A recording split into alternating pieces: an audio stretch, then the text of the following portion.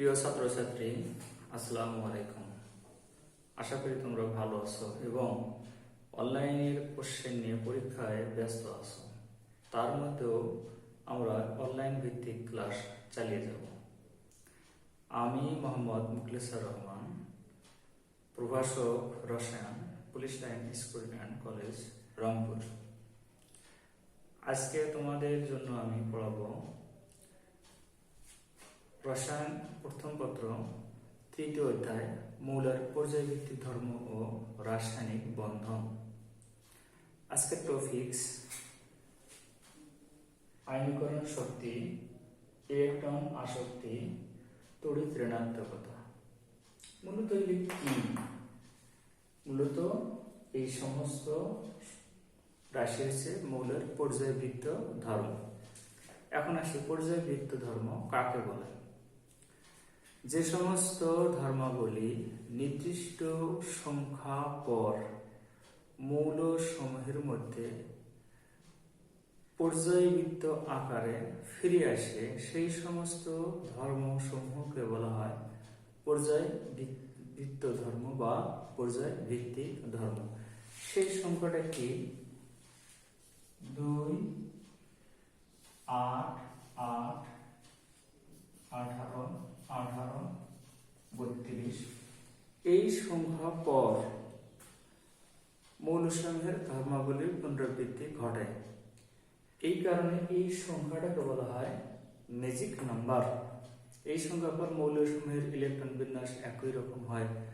মৌলের আয়নীকরণ শক্তি, তড়িৎ ঋণাত্মকতা, তাছাড়াও পারমাণবিক বন্ধন, আণবিক বন্ধন, গলনাঙ্ক, স্ফুটনাঙ্ক একই রকম হয়। এই জন্য এই ধর্ম সমূহকে বলা হয় পর্যায়ভিত্তিক ধর্ম। এই পর্যায়ভিত্তিক ধর্ম বোঝার আগে তোমাদেরকে যেটা বুঝতে হবে, আয়নিক ব্যাসার্ধ কি, অণুর ব্যাসার্ধ কি। অণুর ব্যাসার্ধ, পরমাণুর ব্যাসার্ধ, পারমাণবিক ব্যাসার্ধ। পারমাণবিক ব্যাসার্ধ কি? পরমাণুর নিউক্লিয়াস থেকে সর্বশেষ শক্তি স্তর অর্থাৎ যোজন স্তর এর মধ্যবর্তী দূরত্বটা হচ্ছে মৌলের পারমাণবিক ব্যাসার্ধ অর্থাৎ মৌলের পরমাণুর ব্যাসার্ধ। পরমাণুর ব্যাসার্ধ যদি জানা যায় বা জানা থাকে যে কোন দিক থেকে ছোট বা কোন দিক থেকে বড়, তাহলে কিন্তু মৌলের পর্যায়ভিত্তিক ধর্ম সমূহ আলোচনা করা সহজ হয়। যেমন যোজনী, জারণ সংখ্যা এলেও মৌলের পর্যায়ভিত্তিক ধর্ম। আচ্ছা, আমরা জানি যোজনী কি? যোজনী হচ্ছে যুক্ত হওয়ার ক্ষমতা। যোজনী কি? যোজনী যুক্ত হওয়ার ক্ষমতা। আচ্ছা, কোন একটি মৌল যতটি হাইড্রোজেন পরমাণু অথবা যতটি হ্যালোজেন পরমাণুর সঙ্গে যুক্ত হতে পারে মৌলের যোজনী তত। যেমন আমরা ধরি প্রথম মৌল হাইড্রোজেন, তারপরে আছে lithium, beryllium, boron, carbon, nitrogen, oxygen, fluorine, তারপর আছে নিয়ন। এখন আসি, যদি লিথিয়াম হিসেব করি, লিথিয়াম একটি ক্লোরিন পরমাণুর সঙ্গে যুক্ত হয়ে লিথিয়াম ক্লোরাইড সৃষ্টি করে। বেরিলিয়াম 2টির সাথে যুক্ত হয়, বোরন 3টির সাথে যুক্ত হয়, কার্বন 4টির সাথে যুক্ত হয়, নাইট্রোজেন 3টি হাইড্রোজেন পরমাণুর সাথে যুক্ত হয়ে অ্যামোনিয়া সৃষ্টি করে, অক্সিজেন 2টি হাইড্রোজেন পরমাণুর সাথে যুক্ত হয়ে পানি সৃষ্টি করে, ফ্লোরিন 1টি হাইড্রোজেন পরমাণুর সাথে যুক্ত হয়ে হাইড্রোজেন ফ্লোরাইড সৃষ্টি করে। তাহলে সংজ্ঞা অনুসারে দেখা গেল মৌল সমূহ লিথিয়াম, বেরিলিয়াম, বোরন, কার্বন এই মৌলগুলা প্রথমে লিথিয়াম একটি ক্লোরিন পরমাণুর সাথে যুক্ত হয়, এর যোজনী 1, 2টি ক্লোরিনের সাথে যুক্ত হয়, যোজনী 2, 3টি ক্লোরিন পরমাণুর সাথে যুক্ত হয়, যোজনী 3, 4টি ক্লোরিন পরমাণুর সাথে যুক্ত হয়, যোজনী 4। তো যোজনী ধারাবাহিকভাবে 1, 2, 3, 4 বৃদ্ধি পেল। নাইট্রোজেনের যোজনী একটি নাইট্রোজেন পরমাণু 3টি ক্লোরিন পরমাণু অথবা 3টি হাইড্রোজেন পরমাণুর সঙ্গে যুক্ত হতে পারে, যোজনী 3। অক্সিজেনের যোজনী 2, ফ্লোরিনের যোজনী 1। তাহলে যোজনী মূলত 1, 2, 3, 4, 3, 2, 1 এই ক্রম অনুসারে নিষ্ক্রিয় গ্যাস এর যোজনী শূন্য হওয়াই স্বাভাবিক। তাহলে যোজনী 1 2 3 4 সর্বোচ্চ হলো, হওয়ার পর 3 2 1 হওয়ার পর এই নিয়নের যোজনী সেই ধারাবাহিকতায় শূন্য হলো। এই কারণে নিয়ন নিষ্ক্রিয় গ্যাসটার যোজনী শূন্য। এবার আসি জারণ সংখ্যাটা কি।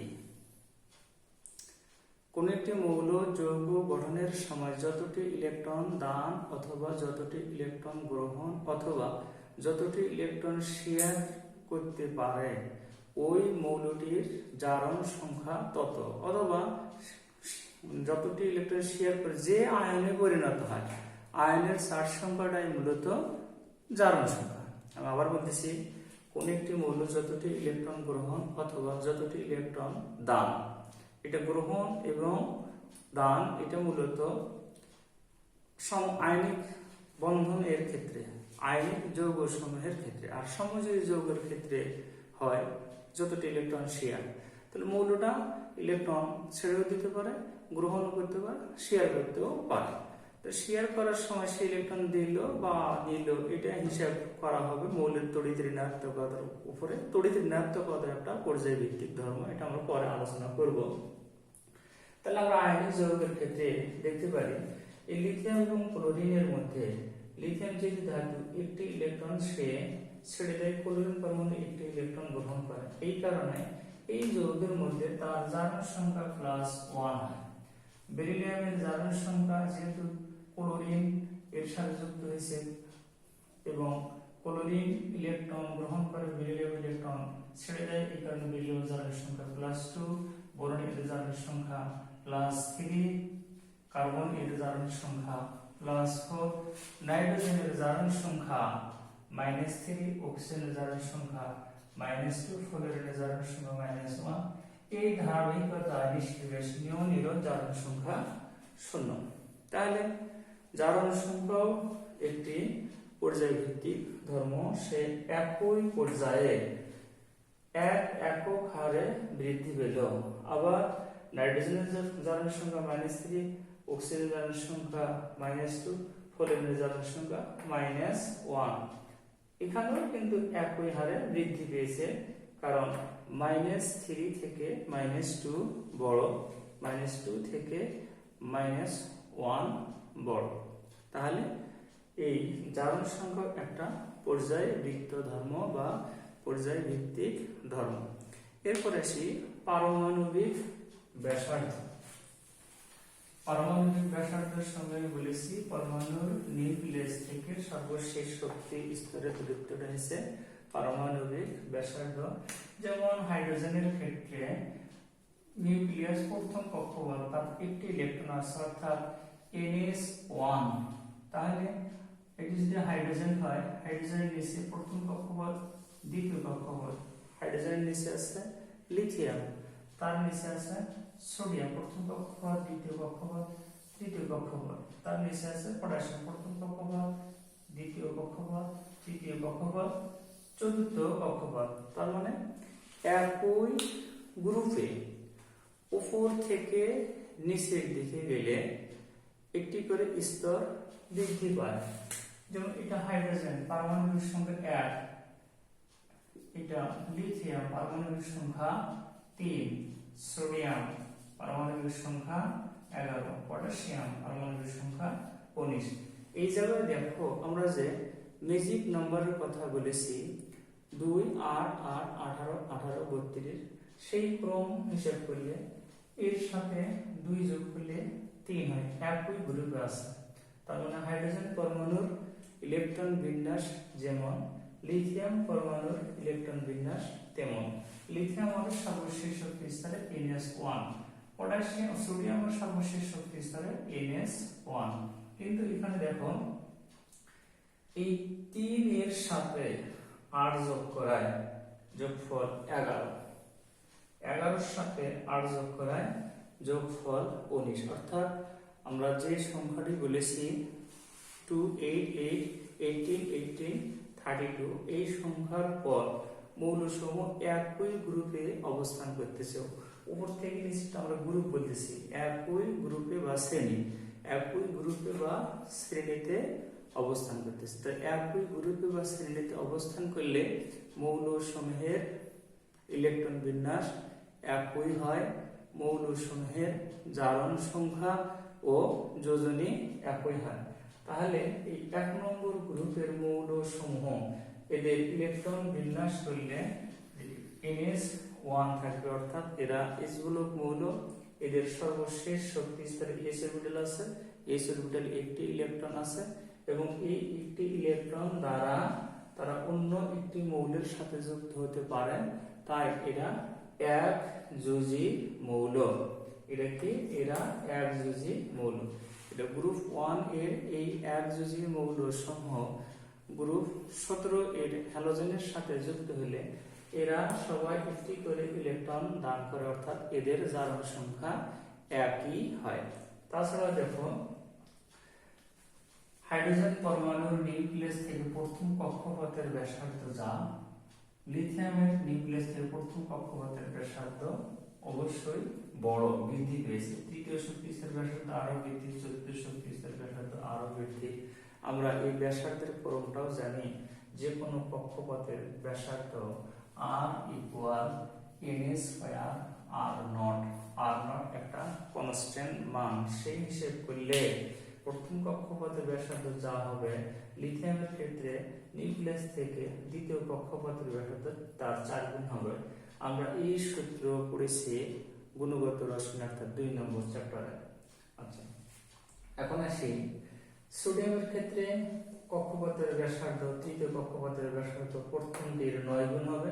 পটাশিয়ামের ক্ষেত্রে চতুর্থ কক্ষপথের ব্যাসার্ধ প্রথম কক্ষপথের 16 গুণ হবে। তাহলে যদি আমরা পারমাণবিক ব্যাসার্ধ দেখি, তাহলে উপর থেকে নিচের দিকে গেলে এই পারমাণবিক ব্যাসার্ধ বৃদ্ধি পায়। আমি আবার বলতেছি, উপর থেকে নিচের দিকে গেলে পারমাণবিক ব্যাসার্ধ বৃদ্ধি পায়, মানে একটা করে স্তর বৃদ্ধি পায়, ফলে নিউক্লিয়াস থেকে সর্বশেষ শক্তি স্তরের দূরত্ব বৃদ্ধি পায়, অর্থাৎ পারমাণবিক ব্যাসার্ধ বৃদ্ধি পায়। এবার আসি একই পর্যায়ে, এটা তো গেলে একই গ্রুপ, একই পর্যায়ে ধরলাম সোডিয়াম প্রথম কক্ষপথ, দ্বিতীয় কক্ষপথ, তৃতীয় কক্ষপথ। এই তৃতীয় কক্ষপথে একটা ইলেকট্রন আছে, এটা সোডিয়াম। তারপরে আছে ম্যাগনেসিয়াম। অথবা আমরা যদি দ্বিতীয় স্তরটা দ্বিতীয় পর্যায়ে লিখি, তাহলে আমাদের বেশি সুবিধা হয়। যেমন প্রথম কক্ষপথ, দ্বিতীয় কক্ষপথ, এটা লিথিয়াম, এখানে দুটো ইলেকট্রন আছে, তারপর এটাতে একটা আছে। তারপর প্রথম কক্ষপথ, দ্বিতীয় কক্ষপথ, এটা লিথিয়ামের পরে বেরিলিয়াম।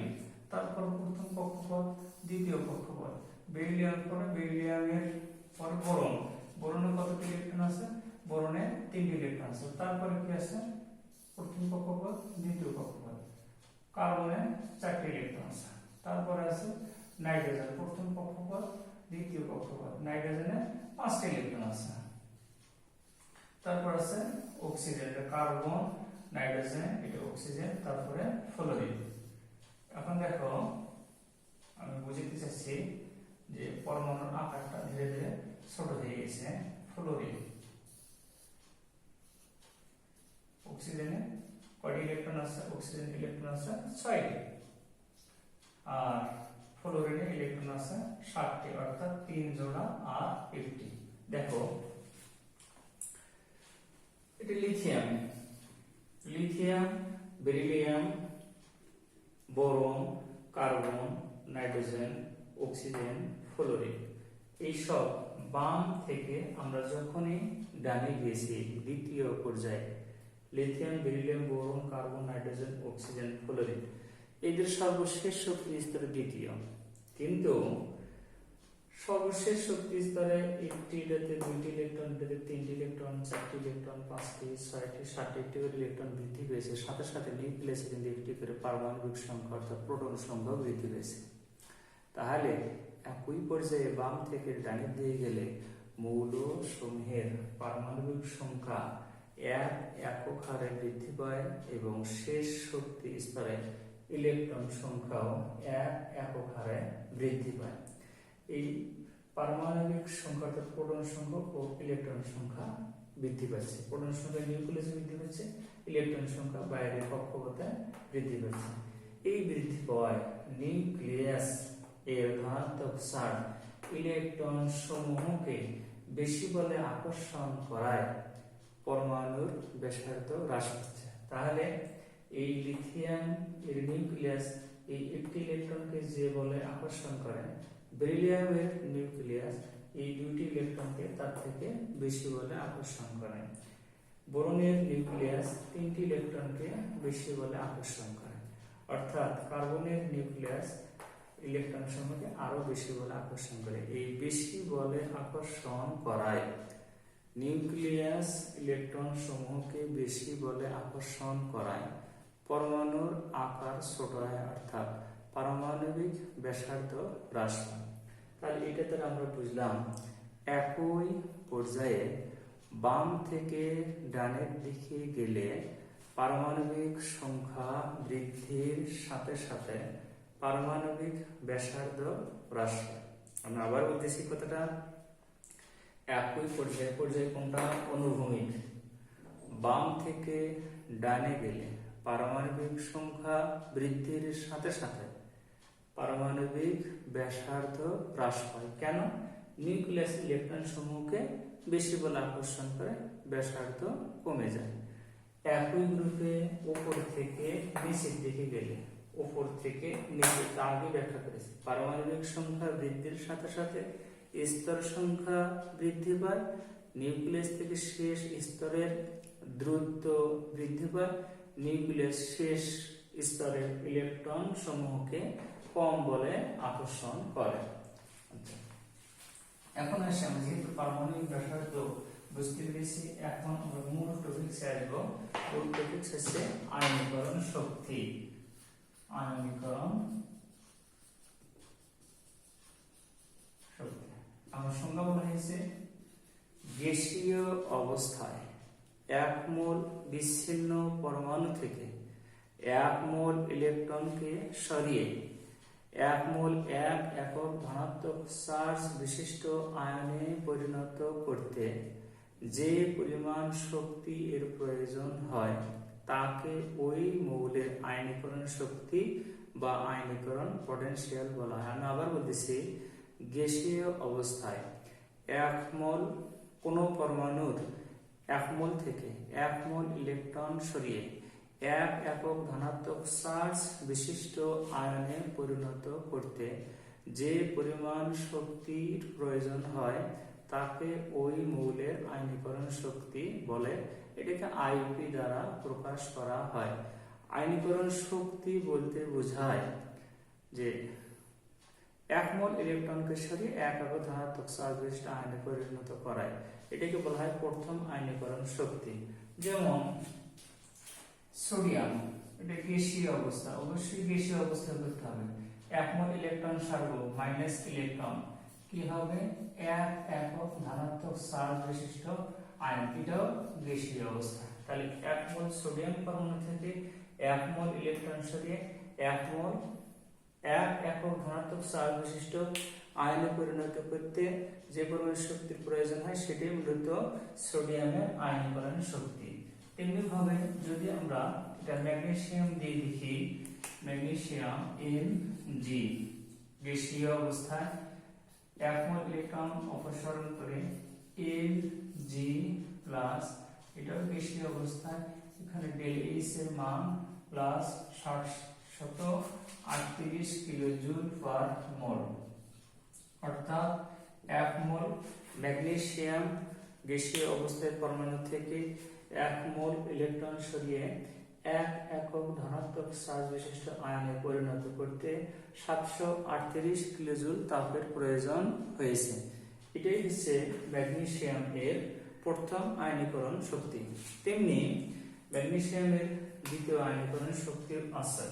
তাহলে ম্যাগনেসিয়াম প্লাস গ্যাসীয়, এখান থেকে আরেক মোল ইলেকট্রন চলে যায়, ম্যাগনেসিয়াম 2+ আয়নে পরিণত হয়, সেটা গ্যাসীয়। ΔH এর মান অবশ্যই প্রথম আয়নীকরণ পটেনশিয়াল থেকে বেশি হবে, এটা হবে প্লাস 1450 কিলোজুল পার মোল। তাহলে পরেরটি হবে ম্যাগনেসিয়ামের দ্বিতীয় আয়নীকরণ পটেনশিয়াল। সেটা দ্বিতীয় আয়নীকরণ পটেনশিয়াল সংজ্ঞা বলি। গ্যাসীয় অবস্থায় 1 মোল 1 একক ধনাত্মক চার্জ বিশিষ্ট আয়ন থেকে 1 মোল ইলেকট্রন সরিয়ে 2 একক ধনাত্মক চার্জ বিশিষ্ট আয়নে পরিণত করতে যে পরিমাণ শক্তির প্রয়োজন হয় তাকে দ্বিতীয় আয়নীকরণ শক্তি বা দ্বিতীয় আয়নীকরণ পটেনশিয়াল বলা হয়। তেমনি ভাবে অ্যালুমিনিয়ামের ক্ষেত্রে প্রথম আয়নীকরণ শক্তি, দ্বিতীয় আয়নীকরণ শক্তি, তৃতীয় আয়নীকরণ শক্তিও এর সংজ্ঞা দেওয়া যেতে পারে। মৌলসমূহের ক্ষেত্রে প্রথম আয়নীকরণ শক্তি থেকে দ্বিতীয় আয়নীকরণ শক্তি বেশি হয়, দ্বিতীয় আয়নীকরণ শক্তি থেকে তৃতীয় আয়নীকরণ শক্তির মান আরো বেশি হয়। তাহলে এই গেল আয়নীকরণ শক্তির সংজ্ঞা। এবার আসি এই আয়নীকরণ শক্তি একই গ্রুপে ও একই পর্যায়ে কিভাবে পরিবর্তিত হয়। একই গ্রুপে বলতে উপর থেকে নিচের দিকে, আর একই পর্যায়ে বলতে বাম থেকে ডানের দিকে কিভাবে পরিবর্তিত হয় আমরা সেটা দেখব। তাহলে আমরা উপর থেকে নিচের দিকে আলোচনা করি। প্রথম মৌল হাইড্রোজেন, তারপরে lithium, sodium, potassium, rubidium, caesium, francium চলছে। তাহলে এর প্রথম কক্ষপথ, এখানে একটি ইলেকট্রন আছে, এটা প্রথম কক্ষপথ, দ্বিতীয় কক্ষপথ। সোডিয়ামের ক্ষেত্রে প্রথম কক্ষপথ, দ্বিতীয় কক্ষপথ, তৃতীয় কক্ষপথ। পটাশিয়ামের ক্ষেত্রে প্রথম কক্ষপথ, দ্বিতীয় কক্ষপথ, তৃতীয় কক্ষপথ, চতুর্থ কক্ষপথ। সবার শেষ কক্ষপথে একটি করে ইলেকট্রন আছে। তাহলে এবার আসি হাইড্রোজেন এর শেষ শক্তি স্তর এটাই। তো নিউক্লিয়াসে কতটা ইলেকট্রন আছে? একটি। এই একটি ইলেকট্রন নিউক্লিয়াস থেকে একটি প্রোটন নিউক্লিয়াস থেকে একটি ইলেকট্রনকে আকর্ষণ করতেছে। এবার আসি লিথিয়াম, নিউক্লিয়াসে প্রোটন আছে তিনটি প্রোটন থেকে এই ইলেকট্রনকে আকর্ষণ করতেছে। কিন্তু দেখো এই নিউক্লিয়াস থেকে দূরত্ব যা, এখান থেকে নিউক্লিয়াস থেকে দ্বিতীয় কক্ষপথের দূরত্ব কিন্তু বেশি। সোডিয়ামের ক্ষেত্রে নিউক্লিয়াস থেকে তৃতীয় কক্ষপথের দূরত্ব বেশি। পটাশিয়ামের ক্ষেত্রে নিউক্লিয়াস থেকে চতুর্থ কক্ষপথের দূরত্ব বেশি।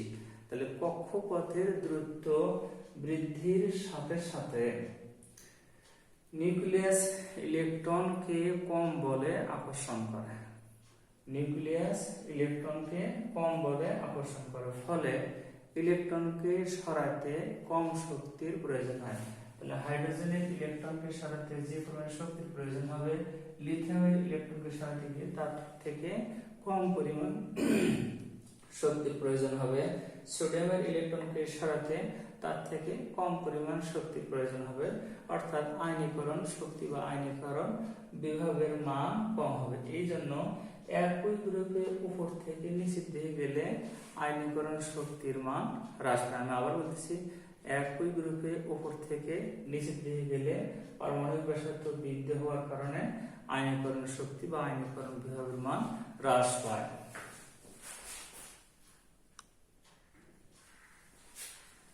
এরপর দেখো একই পর্যায়ে বাম থেকে ডানের দিকে গেলে পারমাণবিক সংখ্যা বৃদ্ধির সাথে সাথে ইলেকট্রন সংখ্যা বৃদ্ধি পায়, কিন্তু নিউক্লিয়াস ইলেকট্রন সমূহকে বেশি বলে আকর্ষণ করায় পারমাণবিক ব্যাসার্ধ হ্রাস পায়। তাহলে লিথিয়াম থেকে বেরিলিয়াম এর পারমাণবিক ব্যাসার্ধ কম, বোরনের পারমাণবিক ব্যাসার্ধ আরো কম, কার্বনের কম, নাইট্রোজেনের কম, একটু কমছে, কমে কমে আকারটা ছোট হয়ে গেছে। তাহলে পারমাণবিক ব্যাসার্ধ হ্রাসের কারণ কি? পারমাণবিক ব্যাসার্ধ হ্রাসের কারণ নিউক্লিয়াস ইলেকট্রন সমূহকে বেশি বলে আকর্ষণ করে। নিউক্লিয়াস ইলেকট্রন সমূহকে বেশি বলে আকর্ষণ করে, এই কারণে পারমাণবিক ব্যাসার্ধটা হ্রাস পায়। আচ্ছা, যেহেতু নিউক্লিয়াস ইলেকট্রন সমূহকে বেশি বলে আকর্ষণ করে, সেহেতু ইলেকট্রনকে সরাতে বেশি শক্তির প্রয়োজন হয়, অর্থাৎ আয়নীকরণ শক্তির মান বৃদ্ধি পায়। এই জন্য একই পর্যায়ে বাম থেকে ডানে গেলে আয়নীকরণ শক্তি বা আয়নীকরণ পটেনশিয়ালের মান বৃদ্ধি পায়। কিন্তু এই জায়গাতে কিছু ব্যতিক্রম আছে। ব্যতিক্রম হিসেবে পড়তে হবে।